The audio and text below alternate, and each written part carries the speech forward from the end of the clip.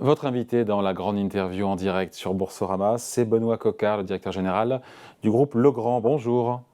Bonjour, Vous allez bien? très bien et vous? Bien sûr, surtout quand vous êtes là. Spécialiste français des infrastructures électriques, vous avez publié vos résultats 2022 il y a cela quelques jours. Chiffre d'affaires, j'en suis tombé de ma chaise, 19,2% de hausse à 8 milliards.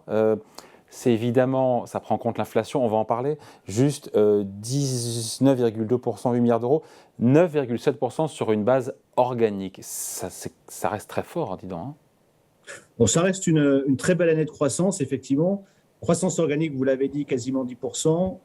À quoi il faut rajouter un petit peu l'effet change et également l'effet positif des acquisitions. Vous savez qu'on rachète chaque année 4, 5, 6, 7 sociétés qui rejoignent le périmètre. Donc, ça sera une très belle année de croissance, tout à fait. Ça pèse combien justement l'effet change en points et juste qu'on mesure bien chaque chose? Alors, l'effet change est à peu près plus 5,5. Hein, c'est la force du dollar par rapport à l'euro. C'est pas rien. Et l'effet périmètre, donc les acquisitions supplémentaires, c'est plus 3%, qui s'ajoute au plus 9,7 qu'on a fait de côté organique. Donc l'entreprise se porte bien. Et c'est tant mieux. Les produits, j'ai envie de savoir les produits qui ont bien fonctionné l'an dernier. Je lisais qu'apparemment tout ce qui est lié à l'efficacité énergétique des bâtiments, tout ça a eu de l'attrait, notamment les thermostats connectés, vous en parlez souvent, hein. Alors, comme vous le savez, depuis quelques années, on met l'accent sur ce qu'on appelle les segments à plus forte croissance, qui sont de trois natures: produits pour centres de données, les produits connectés et effectivement les permettant aux bâtiments d'être plus économes en énergie. Alors, ces familles de produits ont tiré la croissance, en particulier les produits, les data centers et les produits verts. Et parmi les produits verts, notamment en Europe, il y a eu un certain nombre de produits comme les thermostats connectés, les valves thermostatiques, le contrôle d'éclairage ou les produits à haute efficacité énergétique ont fait plus de croissance que le reste. Voilà. C'est le fruit finalement de la prise de conscience, je pense, européenne de la nécessité d'avoir des bâtiments Ouais. de plus en plus efficaces énergétiquement. Juste pardon pour le petit pas de côté, c'est une parenthèse, mais quand même, pour celles et ceux qui nous regardent en tant que particuliers, qui disent bah, je devrais installer ça chez moi, mais oh là là, quand je vois, dis donc, l'investissement au départ, ça coûte très cher. Est-ce que ma prime rénov peut aider? On sait que le reste à charge est très important sur ma prime rénov. Souvent, c'est 85-90% qui reste à payer par le particulier. Après, il y a des économies d'énergie, mais voilà, comment on appréhende ça? Alors, ma prime rénov peut aider pour ce qu'on appelle les rénovations globales, donc y compris les produits électriques. Mais si vous voulez vous équiper d'un thermostat, le thermostat seul n'est pas éligible à la prime rénov. Maintenant, un thermostat connecté, ça coûte 250 euros. C'est assez facile de faire installer ça par un électricien. Et l'ADEME dit 1 degré économisé, c'est 7% de facture d'énergie en moins. Donc finalement, vous avez un payback sur ces produits-là qui peut être très rapide, qui peut être même inférieur à 1 an si vous utilisez correctement le thermostat. Donc je ne suis pas sûr qu'on ait besoin d'une initiative publique forte. Je crois que le simple payback peut déjà être une incitation suffisamment puissante pour s'équiper. Ouais, donc il y a c'est des idées reçues comme quoi ça coûte très cher. En fait, voilà, pour quelques centaines d'euros, il y a un retour qui est Exactement. assez rapide. Je reviens aux résultats. Si on regarde la croissance du chiffre d'affaires, non pas en valeur, mais en volume, ça donne quoi? Parce que moi, j'ai eu beaucoup de boîtes du CAC 40 qui m'ont dit, bah, c'est vrai que si on regarde les volumes, ils sont en baisse.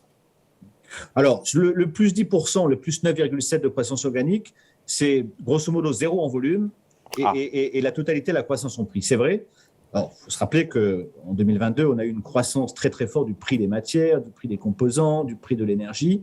Ça explique qu'on ait été obligé de passer une partie de ces hausses-là dans nos hausses de prix. Mais deux choses qui sont intéressantes à noter. La première chose, c'est que les volumes sont stables, ils ne sont pas en baisse. La deuxième chose, c'est qu'on n'a pas passé l'intégralité de nos hausses de coûts dans les prix. Donc, on en a gardé un petit peu pour nous, on a pris un petit peu sur notre marge, à quelle de hauteur? manière à ce que le client ne souffre pas de l'intégralité de ces hausses de coûts. À quelle hauteur? M'intéresse de le savoir, ça, pour le coup. Vous avez réussi à préserver vos marges, d'ailleurs, 20,4%. Donc, quelle est la part que vous avez passée, quelle est la part que vous avez pris sur vous? Et de combien, Les matières augmenter vos premières et prix? composants vont augmenter grosso modo de 12%. Ouais. Et les prix de vente de 10%. Donc voilà, on n'a pas compensé intégralement. Donc notre marge se tient tout à fait bien, mais notre marge brute, elle baisse un petit peu. Et la marge opérationnelle se tient bien parce qu'on a mis sous contrôle un certain nombre de dépenses commerciales, administratives, de manière à pouvoir tenir l'hommage. La croissance va inévitablement ralentir, c'est sûr. On ne peut pas faire entre 10 et 20% tous les ans. Vous visez désormais pour 2023 entre 2 et 6% de hausse. entre 2 et 6% hors change, mais y compris acquisition.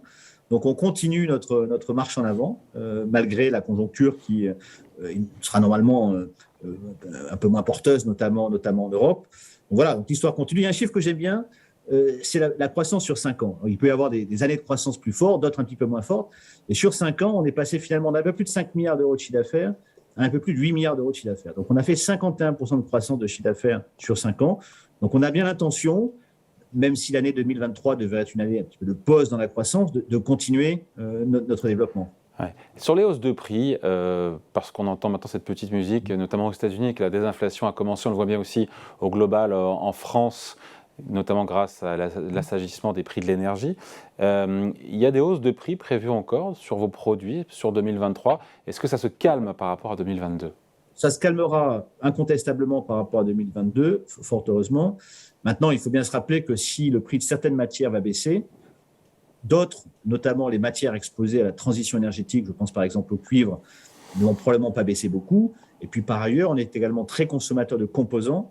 Et les composants, ils intègrent un prix de l'énergie qui va rester structurellement haut et puis des salaires qui augmentent.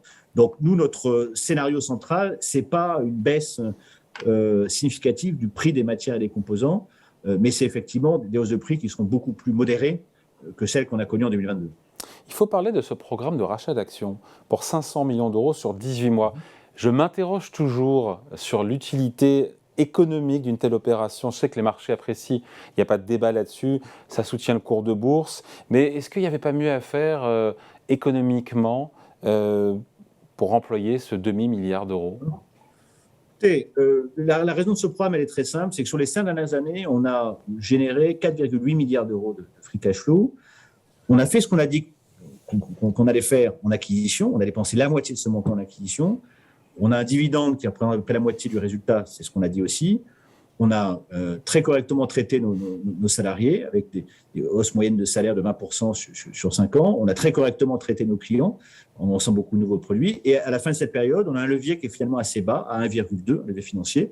Donc voilà, il est naturel de lancer soit un dividende additionnel, soit un programme de rachat d'actions. On le fait sous forme de rachat d'actions, tout simplement parce que c'est plus flexible. Donc on l'a déjà dit clairement au marché, si jamais on avait une grosse acquisition, une succession de petites acquisitions, on gèlerait ce programme, on le repousserait ou on l'arrêterait.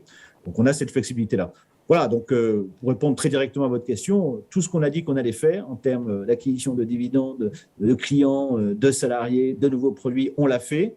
Et ça conclut cette belle période de 5 ans de cette manière-là, en redonnant un petit peu de cash au marché. J'ai regardé un petit peu, c'est intéressant parce que vous avez vu que le CAC 40 hier a touché son point historique, a dépassé le record de janvier 2022, même si ça retombe un tout petit peu aujourd'hui. Alors que face à ça, le cours de Legrand est encore 15% en dessous de son record d'il y a un an. Ça traduit quoi pour vous ? La performance boursière de Legrand n'a pas été très bonne en 2022, c'est pas un secret. Alors je pense que ça ne traduit pas des performances économiques en demi-teinte. On le voit, les performances, je pense, sont bonnes. Voilà. Alors ensuite, la performance boursière, moi j'ai coutume de dire que c'est un marathon plutôt qu'un 100 mètres. C'est-à-dire que c'est surtout apprécié sur la durée. Depuis l'introduction en bourse de Legrand, il y a maintenant 17 ans, on a eu un rendement moyen annuel à dividende réinvesti qui est de l'ordre, je crois, de 15%, comme ça. Donc voilà, ça sera on a eu une année un petit peu faible par rapport au CAC, mais sur la durée, je pense que la performance boursière de Legrand est plutôt une bonne performance. Bien sûr, mais ça c'est le rétroviseur. Vous pensez que c'est jouable de continuer à faire un rendement global, dividende, plus-value sur le cours de 15% par an sur les 15 prochaines années ? Je ne sais pas ce que feront les marchés. Nous, notre engagement, il n'est pas tellement sur le cours de bourse, il est sur le développement de la société. On a donné une guidance moyen terme qui est très claire, c'est de dire on va faire de 5 à 10% de croissance par an du chiffre d'affaires, en restant le meilleur de notre marché en termes de rentabilité, 20% de résultat opérationnel, et en termes de cash flow, 13 à 15% de cash flow normalisé. Voilà, donc si on fait cette feuille de route-là, je pense que naturellement, tous notre partie prenante, nos salariés, nos clients, nos actionnaires seront satisfaits. Bon, j'ai regardé à 20 fois ces résultats. Certains disent que le titre Legrand est maintenant bien valorisé. Vous répondez quoi ? Écoutez, moi, je n'ai pas de commentaire à apporter sur la valorisation du titre Legrand. Je peux juste constater qu'on était au-dessus de 100 € il y a un peu plus d'un an et on est maintenant autour de 90. Mais chacun se fait son propre jugement sur la valeur de l'action Legrand et le potentiel qu'il a. Alors, moi, encore une fois, mon travail et celui de mes équipes, c'est le développement de la société. Le cours de bourse est une traduction naturelle à moyen terme de la performance de la société. Bon, vous parliez de la satisfaction des clients, des actionnaires, des salariés. Les syndicats chez vous disent que la direction n'en fait pas assez pour faire profiter les salariés de vos bons résultats, puisque l'entreprise se porte bien. Qu'est-ce que vous leur répondez ? Je crois que, d'abord, premièrement, que le sujet, le partage de la valeur est un sujet important et qui ne doit pas être esquivé. Je suis complètement en phase avec eux. Ensuite, quand on regarde factuellement ce qui a été fait pour les salariés français, on a un package d'augmentation qui est supérieur à 5% cette année, après 3% l'année dernière, donc on est sur 8% sur 2 ans. On a une prime défiscalisée en dessous de 3 fois le SMIC de 1 000 €, après 1 200 € l'année dernière. Et on a une participation intéressement qui est la 3e meilleure année en 60 ans, avec un taux de près de 12,6% de la rémunération. Je crois que ces chiffres, ils démontrent clairement que le partage de la valeur envers les salariés français, elle est là, incontestablement. Est-ce que c'est vrai que les négociations, les fameuses... Représentant du personnel, que c'est le cas, mais je crois que les chiffres parlent d'eux-mêmes. Ouais, c'est vrai ou pas que les NAO, les négociations annuelles obligatoires sur les salaires, sont tendues chez Legrand? C'est ce qu'on lit dans la presse. C'est vrai ou pas? Il y a des discussions qui peuvent être viriles. Je crois que c'est le cas dans beaucoup de sociétés françaises en ce moment. Je ne crois pas que ça soit tellement lié à ce que nous proposons, qui, encore une fois, me semble être de très bon niveau. Je crois que c'est le climat social en ce moment, entre le pouvoir d'achat, la réforme des retraites, la guerre en Ukraine, qui crée auprès des salariés beaucoup d'inquiétudes. Et les NAO dans les sociétés françaises traduisent ces inquiétudes, malheureusement. Ouais. On finit là-dessus. Je disais que les syndicats chez vous demandent, comme ailleurs aussi, vous avez raison, des hausses de salaire qui suivent l'inflation, qui est à peu près à 6% en France. Vous ne leur donnerez pas satisfaction, ou est-ce que le point d'atterrissage, peut-être, on va laisser les négociations se faire, ne sera pas si loin que cela? Bon, je crois qu'on a fait des propositions qui sont à l'issue de déjà 3 réunions de négociations, qui sont, me semble-t-il, des belles propositions. Voilà. Ensuite, il faut que chacun soit aussi raisonnable. Et je crois que entre les augmentations, les primes et la participation intéressement, les salariés Legrand aujourd'hui ont de vrais gains de pouvoir d'achat par rapport à la situation pré-crise et par rapport à 2020. Donc un accord sera trouvé. Il y a encore du grain, il y a du grain à moudre, comme on dit. Nos propositions sont sur la table. Elles le sont depuis quelques semaines. Charge à chacun de se prononcer. Bon voilà, merci donc pour cet entretien. Benoît Coquard, directeur général de Legrand, spécialiste français des infrastructures électriques, qui a publié d'excellents, de très bons, de solides résultats pour 2022. Merci Benoît Coquard. Au revoir. Au revoir.